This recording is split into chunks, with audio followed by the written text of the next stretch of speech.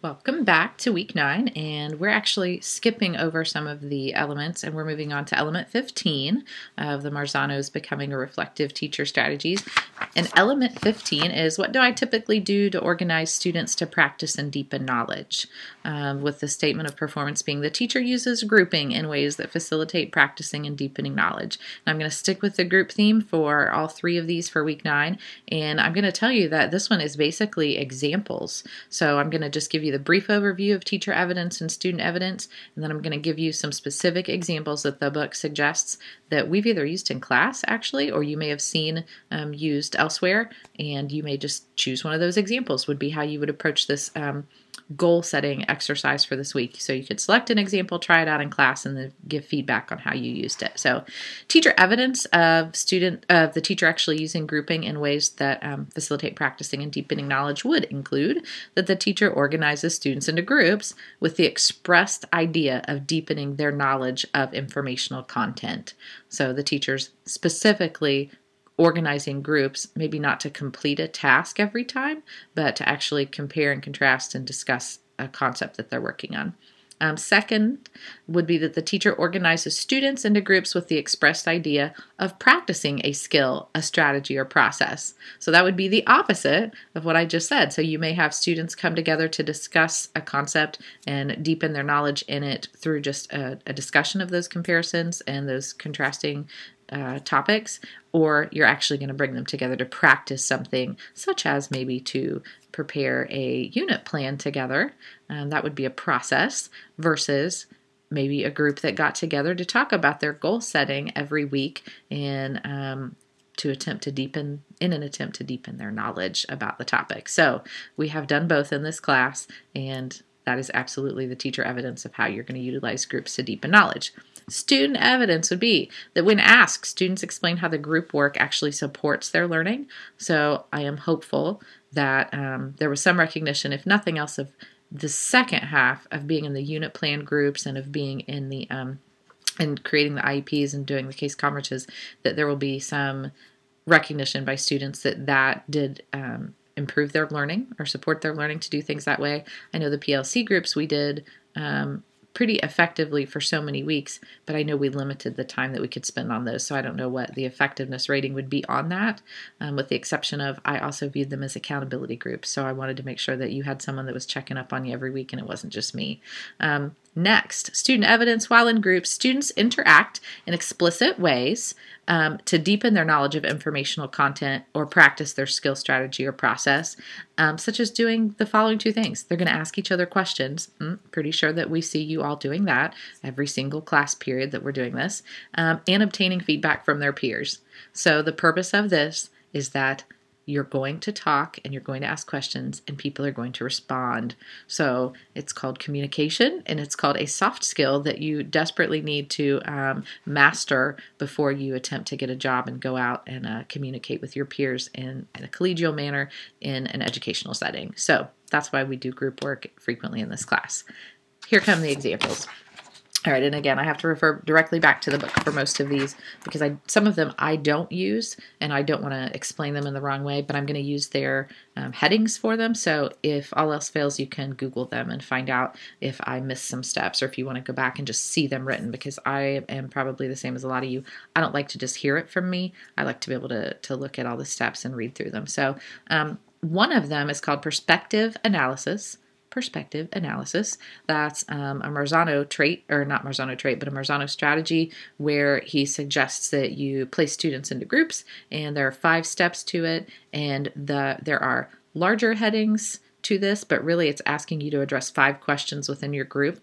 And the first question is, what do I believe about this? Secondarily, why do I believe that? Third, what is another way of looking at this? Fourth, why might someone else hold a different opinion? And fifth, what have I learned?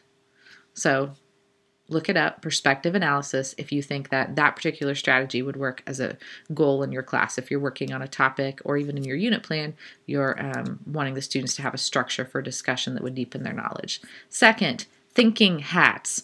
And this is by someone named De Bono, so small d-e and then capital B-O-N-O with a space in between de and Bono.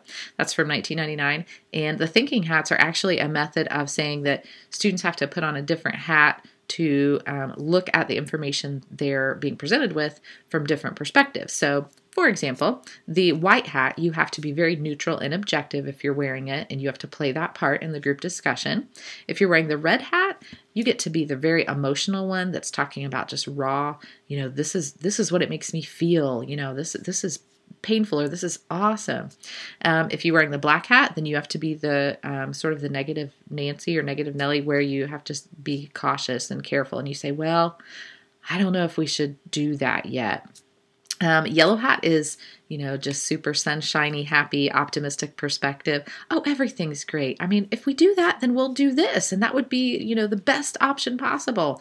If you're wearing the green hat, then you're creative. So you're saying, well, what if we tried it this way? And you try to think outside of the box. And then if you're wearing the blue hat, you're sort of the group leader, and you're looking at organizational realities about, okay, well, all of these ideas are great. Here's how it goes, but here's what we need to do next, and this is what needs to get done. Can we accomplish that? So that thinking hat strategy is actually very, very effective in professional development. So if you are in charge of creating a PD session, maybe for your peers in the classroom, so your teacher friends, you can always try the thinking hat perspective, and that's actually taught in all the administrative coursework here at Ball State, and it is effective. I've used it, and as painful as it is to be a hat that you're not comfortable being, it's very effective.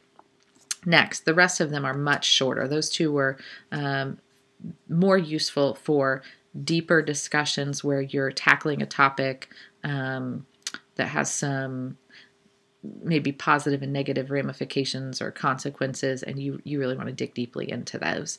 So cooperative learning, already been addressed. We talked about that in the last video. Cooperative comparisons is actually, you might be comparing your current performance on a task to your past performance. You might be comparing this technique or strategy with another and trying the same task twice. And then the third one is talking about, well, if we were going to teach this to somebody else, what would be useful to them in comparing it to the way something's done? For example, I just worked with an individual who is a singer with me in a group, and this person actually doesn't read music. And if you read music, you'll understand this. If you don't, you might think, what was the crazy lady talking about? But I was trying to explain the difference between an eighth note and a quarter note and a 16th note, because we were talking about a tambourine part and saying, well, if you hit the tambourine on the eighth notes, then it's going to make the 16th notes happen just the way that a tambourine works.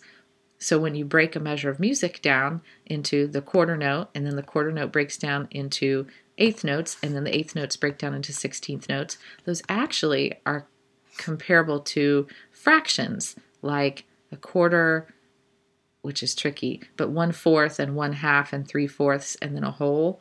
And so that was an analogy that I gave to this individual, or a point of comparison, and it actually made sense to him, shockingly. And so now he thinks that music is just fractions, which it kind of is. So anyway, that's one method of using a cooperative comparison and how you might teach someone else using a comparison.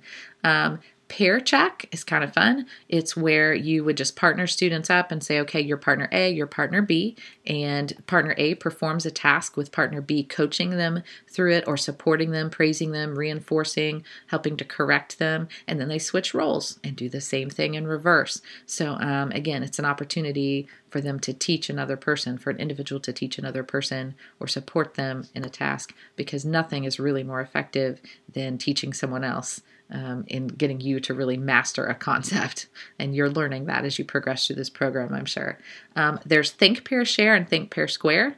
Think, pair, share you should be familiar with by now, where you give a task to a student and say, think about this, work on this topic. Then they pair up with the person next to them. And then after the individual and the pair have had a chance to think and speak, then they share it with the class.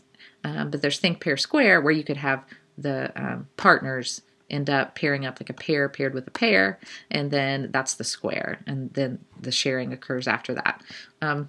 Student tournaments, you can just create academic games, kind of like we did in class the other day. So anything that you want to do that utilizes cooperative group learning and academic games, kids love it. And I've heard they work for stickers, so you might consider that. Error analysis and peer feedback.